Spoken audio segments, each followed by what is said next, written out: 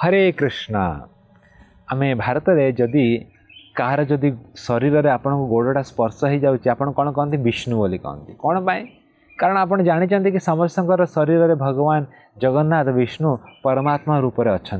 आ शरीरटा गोटे मंदिर से गोड़टा टच है मात्र आम से परमात्मा को क्षमा मांग देखो ये संस्कारटा केते इम्पोर्टेंट जदि संस्कार अच्छे आपण आपे आपे समस्त को गोटे नजर देखिए गोटे नजरिया आप व्यवहार करेंगे से भगवान कृष्ण गीतार भी अर्जुन को कहते 5 नंबर अध्याय 18 नंबर श्लोक कहते विद्या विनय संपन्ने ब्राह्मणे गविहस्तिनी सुनी चैव स्वपाके च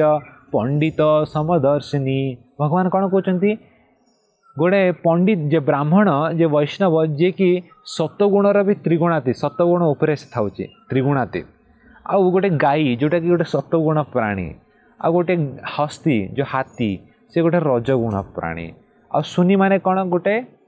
कुकुर कुकुर गोटे तम गुण प्राणी आ स्वपाकेच माने जे कुकुर खाए माने से चंडाल टाइप से तम गुणर भी परे तो 5टी कैटेगरी बोलागला तलर पूरा उपरकू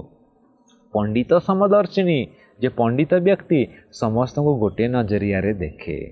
केतबले देखियो गोटे नजरिया दुईटा जिनिस बहुत इंपोर्टेंट कहते विद्या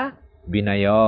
विद्या माने कौन माने आपन को से ज्ञानटा अच्छे कि समस्त हृदय भगवान जगन्नाथ परमात्मा रूप में विराजमान विद्या थिबा दरकार आ विद्या थिला परे विनय विनय माने नम्रता जेमिति गोटे गछरे फल अच्छी गछ आपे आपे नई जाए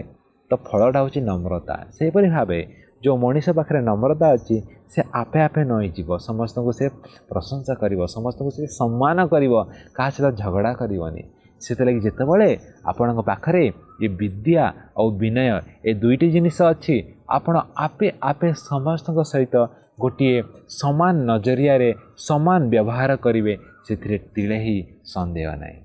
हरे कृष्ण।